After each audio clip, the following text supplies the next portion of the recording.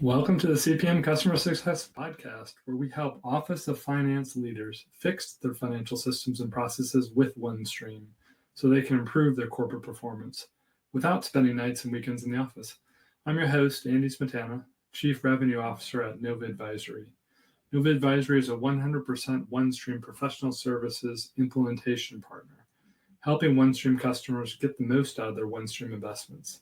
On today's show, we have guest Sherry DeMeulenaere, Executive Vice President, CFO, and Treasurer of OSI Group. OSI Group is a global leader in food manufacturing and a supply chain expert to restaurant chains and food processors, servicing quick service restaurants, retail, and food service distributors. OSI Group faced challenges with their Oracle Hyperion Financial Management HFM system, which was inefficient and lacked granular data analysis capabilities. That's when Sherry led a finance transformation program to replace HFM with OneStream, rolling out OneStream to OSI's global operations.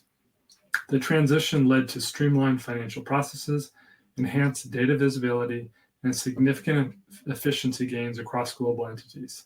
This episode is targeted to prospective OneStream customers focused on transforming their business. We dive deep on transitioning of financial consolidation and reporting from 10-plus disparate ERPs to OneStream's unified platform, reducing close from 13-plus days down to 4 to 5 days due to efficiency gains with OneStream, and how OneStream improved OSI's strategic decision-making, providing more timely information to OSI's board of directors. One thing before we get started, if you enjoyed today's show, please subscribe or follow so you'll be alerted to future episodes as they come available. So, Sherry, welcome to the CPM Customer Success Podcast. I've been excited to speak with you for some time since we've gotten this scheduled. Everyone at Nova Advisory that's worked with you speaks so highly of you and your vision, your leadership, and your ability to drive out successful change at OSI Group. So it's a pleasure to have you here and hear your words of wisdom for our audience. So welcome to the show. Thank you very much for having me. I appreciate it. Yeah. I had a great experience. Yeah. And looking at your background, I noticed you're a University of Michigan alumni, and I'm from Michigan, and I'm a Michigan football fan, so it's a good year for us. Yes. Yes, it was. And I actually got to go to the Rose Bowl and the Ohio State game. So that was a big deal for me. Yeah. Fantastic. I'm sure you had a beautiful day. It looked like it was great for Michigan fans. So we'll leave it at that. It was. Awesome. Let's get rolling and love to hear just about your career, your background, kind of your passions, what you love doing. I've been in finance my entire career. Really, I like a challenge. I've liked going into either unstructured and uncertain situations and putting order to disorder. Been in a lot of different roles, which have enabled me to look at the different aspects of finance, whether it be treasury or operations finance. I've been up and down that organization. So for a lot of the people that I manage, it's been great because I've been in their shoes. I've done their jobs, right? So that's a nice place to come from. And OSI was no different. I was a challenge from the start. And that experience has been wonderful. And it's been eye-opening because it's allowed me to really get to know a global company in a very intimate way, which you don't often get if you work for a large company. So going into our journey, I had a really good idea of what was going on in the different geographies and how people were using or not using information, what they really were interested in. And that really helped drive our destination for where we wanted to go. And management was really clear that they wanted better information, quicker, and more reliable. That's how we started our journey. So maybe you could set the stage. OSI Group, you're a global food processor. You clearly saw the need for a finance transformation and you set a leadership direction, embark on that change. Could you tell us a little bit about why the change? You alluded to it, a need for better financial reporting. But why don't we just start from the beginning? What was it like before you began your transformation? We had HFM as our main consolidation system. OSI, from the time I started, they had a lot of different changes that they embarked on in terms of how they structured themselves. McDonald's was one of our largest customers and one of our biggest customers in terms of data demands when I started. As we grew, we had a lot of global customers who had a great deal of demand for information, and we were getting big enough that management really needed to have information that would give them an idea of where to go next. And so HFM was not very flexible, took forever to close. We had 13 different versions of an ERP in Europe. We had 3 ERPs in the US, 4 ERPs out in Asia Pacific. And I meant none of them the same. So getting information into HFM, and if we decided that we wanted to look at maybe just McDonald's, or we wanted to look at by a product line, or we wanted to compare between, none of that was available in HFM. And it also wasn't very reliable. It took a lot of effort for every finance team around the world, including the Consolidations group, to put out the monthly financials. So we are looking at day 13, 14 before we had financials. And I'd come from organizations where that was a day, maybe 6 or 7 for everything. What we needed wasn't unreasonable. It's just the tool that we had just wasn't the right fit. And that's when we started looking at what are our alternatives. And we did a fairly extensive, what I'll call beauty contest. And we involved everyone around the world in that beauty contest because we wanted to make sure whatever we picked, people in Asia, people in Europe, the folks we have in the US that had different companies. So we have some companies that slaughter animals. We have some that process that meat into chicken nuggets and burgers and bacon and all kinds of things. So very different business models. And we also needed to make sure we understood how the information we were going to put together wanted to be used. So we gathered our requirements, started the beauty contest, and it wasn't even close. OneStream was what we liked about OneStream when we picked it was that it had modules. You could expand it. You could start small and build out. And we asked for references, and we did meet some of the customers who had moved from HFM to OneStream and asked them about the journey and what they did. And it was extremely helpful and gave us an idea of what we were up against. Equal to picking OneStream was picking your implementation partner. And I had done enough implementations of systems to know that you could buy a great system. If you don't have a good implementation partner, that's not going to work out. And the chief accounting officer we had at the time had worked with Nova before. And we interviewed probably 3 or 4 different firms. And Nova fit our culture, right? They fit with who we were, and they were a great fit around the world in terms of dealing with all of our folks, but also really helpful in how do you get started and making sure that we were really getting all the information that we needed. So we thought we did a good job. Nova came in and said, it's great for a start, but probably not everything that you need. So that part was good. So we did have workshops in Europe. We had workshops in the US. We had sit downs with the executive staff. And they gave us great advice on starting small.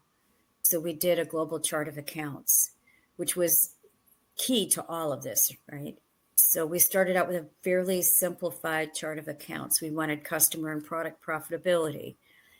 So Nova helped us figure out what we absolutely had to do when we put the system in, that if we wanted to change it later was going to be really difficult, and what we could wait to do later on. So that really helped form the scope, and also who we needed to get involved right away and who could wait.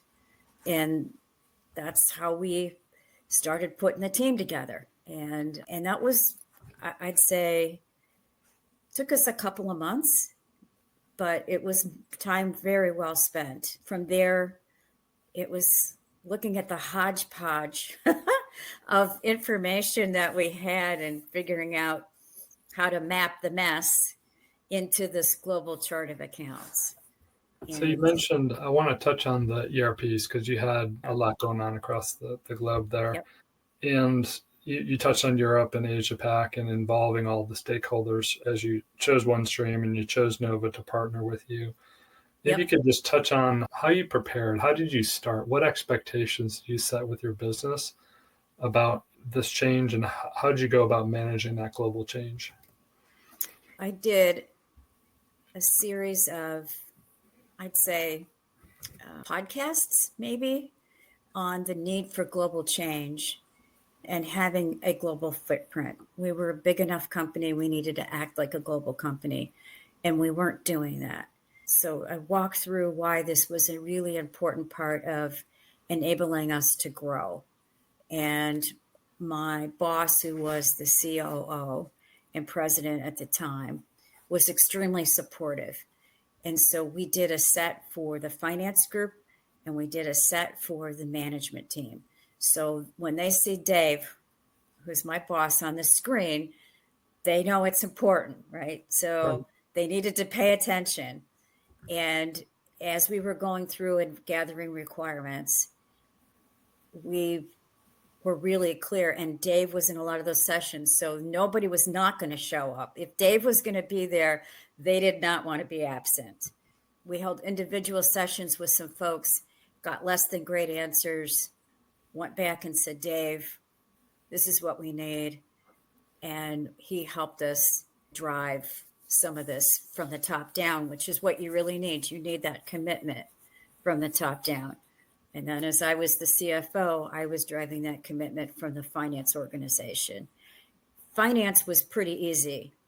You tell anybody they're not going to use HFM and they're going to have the ability to close their books, to do validations, to not have to go through all of the gyrations they had to go through.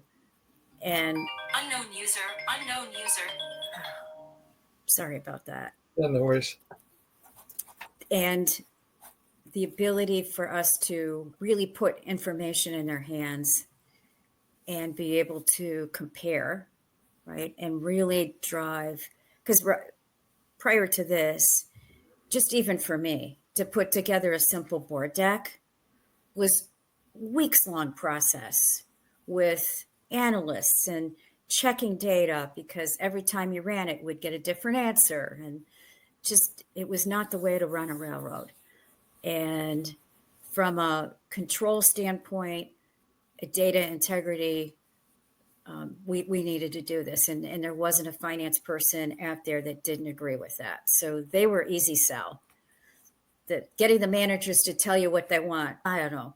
So that took a little bit more time, but after a while they caught on. Hey, you guys have to tell us this right now, because if you want to change it later, some of these things we can't change. So if you don't say now, don't ask me later. So that was really helpful. Yeah, and that's, or as partners, Nova Advisory, we try to point those out. There are some things, OneStream is an amazingly flexible platform, but yet there's some key decisions up front, and we try to guide our clients through those decisions. So it sounds like that part went well for y'all, which is... It did. So what are so you got into the implementation. What were some of the lessons learned during the implementation itself that you could share? Two things. We had folks who were responsible for validating that the mappings worked correctly between the ERPs and OneStream, and doing some backward validations on the data. One, we probably should have staffed it heavier than we did. We had people who were very knowledgeable working on all of this, but it was a lot for some of them to do, particularly in Europe when you were pulling from a variety of ERPs. One, I would have staffed it Did you heavier. have, can you share what type of staffing you applied or what, any kind of rule of thumb or guidance? I wish we had a rule of thumb. We didn't. We really took our most senior finance executives who had been working with HFM, knew the chart of accounts, knew the pitfalls, could really understood the structure of what we had and understood where we were going. Nova did a nice job of doing training sessions with them to explain how it was going to work, helped us work through it. Later on in the process, we hired a couple people who were absolutely phenomenal at going through and doing the validation checks. And what we should have done was had more of those types of individuals, because the people who knew the system really well and moved it over were so busy with just the details, they didn't really get the time to just run validations enough to feel comfortable. So a lot of them wound up signing off. We had a lot of turnover. COVID, we did this right in the middle of COVID too, which is really a killer.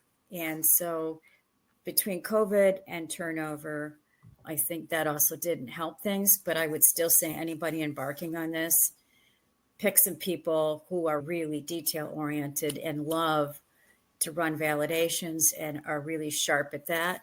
And after you implement, you're going to need them anyways. Whether you do whatever you do, you're going to need a few people who absolutely know how to do this in each of your geographies. And it's well worth hiring them at the front end, getting them up to speed, because they are absolutely indispensable, even on the other side of an implementation. Excellent. Now, you mentioned there was a second lesson learned outside of the data validation. I'd say the second lesson learned is managing management's expectations. We did customer and product profitability, and we had to build that whole framework, right? Because it was essential to the groundbreak for this. What management, and I probably should have spent more time with them on, they thought the minute we turned this on, it like all came with it, right? There's some magical thing that happens. So I actually have a Tinkerbell wand, pixie dust, and that's not so, right? So there's getting it open, right? So first we put it in, then we had to do all the validations with all of the information mapping correctly. And then it was really having folks go through that and say, I wish I had a couple more accounts that I could take a look at it. So then it's getting everybody around the world to agree on where those accounts are going to go, what those accounts are called, what's coming into those accounts. Fixed and variable overhead, we're a manufacturing company, big discussion. Overhead was a huge discussion on where everything went. But to their credit, everybody, and Nova really did help us manage some of these discussions. We all came to a conclusion. So then we edited and remapped what we had about a year after we had gone live. After that, then when you want to do customer profitability, then you got to do allocations. But first you have to make sure the front end, and then we did allocations. It's validating all the allocations because people like to say, yeah, that's how I do it. And then you go and look at it and you go, no, that's not the way you're doing it. Next step in the process.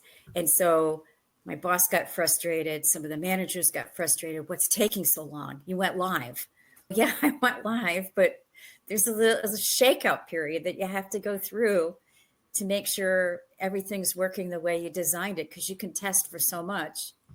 And there's still going to be things even after that that you're going to have to pay attention to. So I'd say that was it. The other thing that happened after we went live was there are a lot of tools that OneStream has with it that were fantastic. People could put their workflow in there, right? So we have a lot of shared services. In Europe, we've got people all over the place. So if I'm sitting in the shared services, I know I can't start process X until somebody in Germany finishes process Y. So it was really helpful. And that was a tool that we've used a lot. There's just a number of, I call them little, but they're huge deals to the efficiency in your accounting department. And Nova did a great job helping us identify when was the right thing, when to turn it on, helping us with the change management message. But people loved it. People loved that tool and a number of other tools that we put in place, how we use allocations, just being able to create a global view, your management view. So if you want to look at it a little differently, you can create that view. And as people got more and more familiar, it really helped because then they felt like they owned their information and they didn't have to. HFM, you had to fit it in the box. And if it didn't fit in the box, it wasn't happening. Whereas this, all the information goes in, there is a global view, but you can create your own. And they absolutely loved it. And when we got to customer and product profitability, we have a global set and then we have local sets. So they can look at what's important to them and also be mindful of what's important to overall global management. Yeah, you're touching on the corporate standard and extensible dimensionality and the data sets that OneStream provides. It provides you that corporate standard and view that everyone needs to adhere to, but then each business unit has its own view of the data. Yeah. And then certainly you touched on workflow and the ability to control workflow and control process and manage your tasks, especially at crucial times like close. So wonderful. We're post-implementation, you're in stabilization. I know one of the benefits you receive from OneStream is visibility into your data. And you've talked about data a couple of times, but getting down to lower and lower, more granular levels of data, can you just describe how kind of OneStream's drill down help you with your analysis? Yeah. So in HFM, you had zero visibility. It just came in and you would have to call somebody up and they'd have to go through. If they didn't know how it got mapped, forget it. In OneStream, if I've got something that comes in, and this is really helpful, whether you're in Europe and you're doing a consolidation in Europe, if you're in the US doing a global consolidation, if you're at a business unit and you're closing or you're doing some analysis and something doesn't look right, you can go to that account and you can drill down through it and you can see the source data and figure out, did I pick up the wrong account? Did somebody misbook? Intercompanies were the bane of our existence. We have a lot of them, and it's really helped us clear our intercompanies in a very clear and efficient manner across Europe, where we literally would close the books and then have to do top sides to clear our intercompanies and go back and reconcile them. And this way it just happens. And if there's an issue, you can look, I can look at it. Somebody in Germany could look at it. Somebody in China can look at it. You have access to your data, but no matter where you are in the world, if something comes up, you log in, you can look and you can say, oh, I see what happened. And that's priceless, right? Because now you're not calling somebody up and they're not spending 2 hours trying to figure out what the heck you're looking at. You can both get on the phone. You can look at it and say, yeah, that was an error, or no, that was something really unusual and I forgot to tell you. So it's very quick and it's a lot more efficient use of everyone's time. So that clearly got everyone confidence that the data and the answers in the system were, you at least need the source. I imagine if we relate that back to, you mentioned like the board presentations and the length of time it took to create that before OneStream. Maybe you could talk about after OneStream and some of the strategic decisions you're now able to make with the information that you had on hand. How did that impact your business and decision making? So one of the things that we did was create scenarios. So we have a model that we created that does forecasting. So forecasting previously was a nightmare. This is a forecast. We do a 3 + 9, a 6 + 6, a 9 + 3 in a budget. It allows you to hold a management budget, what I would call a bank and investor budget, which is probably more conservative. The management budget's what everybody's bonused on. You can create the forecasts. You can take a look at it in a number of different ways. We've created, there's a 5-year and a 10-year model that we created. And we had drivers that we used. So we used the driver-based piece so we start with either our budget or our forecast, and we build on that using the key drivers for some of our businesses. I mentioned we have different businesses, so it allowed us to use different drivers for different businesses for them to put their plans together. And then consolidating, it's really nice in OneStream. That part has gone really well once you've sorted through all this. So we've made several acquisitions. We reorganized a lot of our management reporting responsibilities. We've been able to identify customers and products that aren't working for us, renegotiated some of our agreements. It's just given us the stability and the information to be able to say, okay, if I look at this over a 16-month period, this customer is going down. Why? Then you can dig into it and see what's causing it. And then you can make a strategic decision. I need to either increase the price or I need to let the customer go. But it gives your folks more information. Management's then able to compare. So if I'm looking at making a chicken nugget in Germany and I'm making a chicken nugget in Poland and making one in Hungary, okay, what's different? Why is, other than labor will be different. What's so different about it? But you can compare them at least and identify where you might have something that's really good that should be taken somewhere else.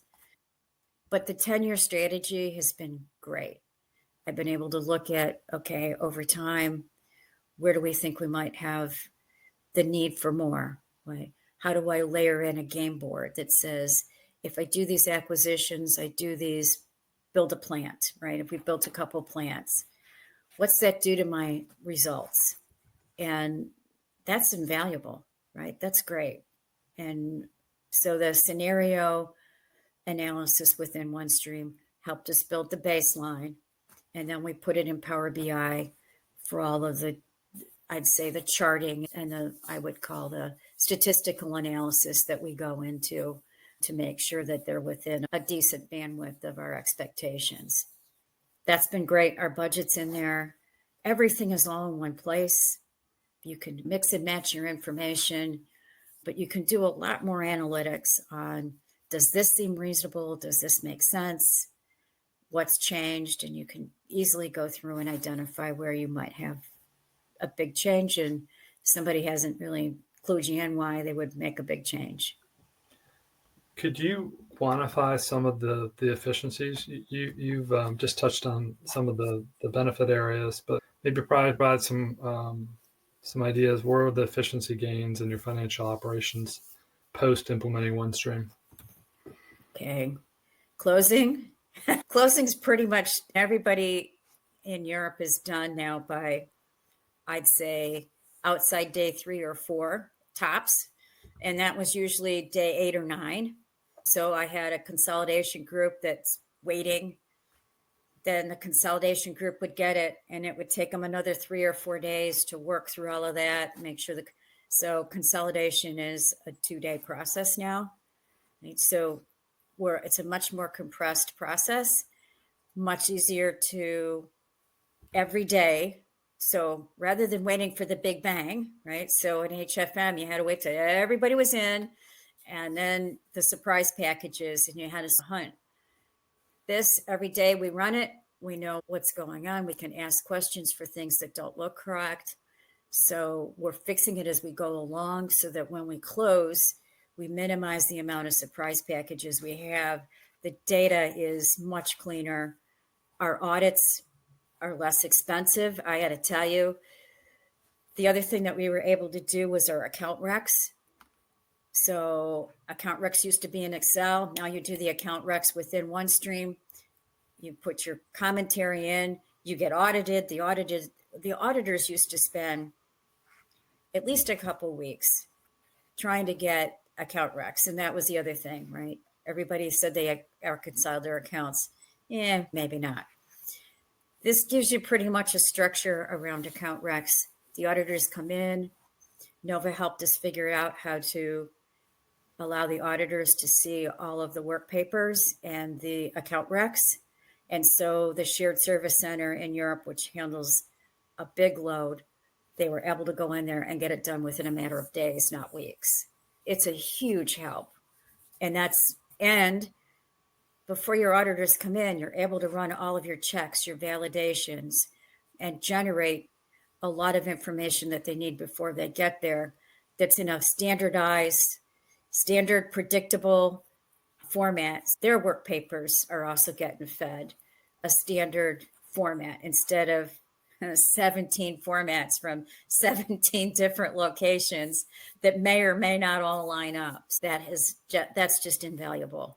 And then in getting together for the board meeting, the board process takes days instead of weeks. And I'm not spending the night before my board meeting going through my board slides to make sure I don't have an error because someone picked the data up incorrectly. It all feeds into the charts that I use. And I know once I've gone through them and we've double checked everything, that's a really quick process. So it's given me a lot more confidence going into board meetings than I had before. Okay. So looking forward, how you've clearly invested in the OneStream platform, you've rolled out throughout your global organization. Well, what's next? What do you have envisioned going forward with OneStream? I think we're trying to make sure the next step we take, and OneStream has done a nice job. So we did the leasing solution. As they add more capabilities into the system, we'll evaluate whether or not now's the right time for us to embark on those, particularly as we're establishing the shared service center in the US and the shared service center in Europe. We are looking at doing a global ERP, and so we'll see how that fits in. But what's the beauty of it is it's just a different map. So that part is going to be awesome. How about recommendations? Thinking back to where you were 4 or 5 years ago, I'm sure there's others sitting, listening and wanting to do the fast forward button to get to where you are now. What advice might you have for them? Prepare. And you can't communicate enough. As I said, I wished I had over communicated to the management team. And I think you sit through a demo and it all looks, but there's a lot of hard work that goes into making that happen.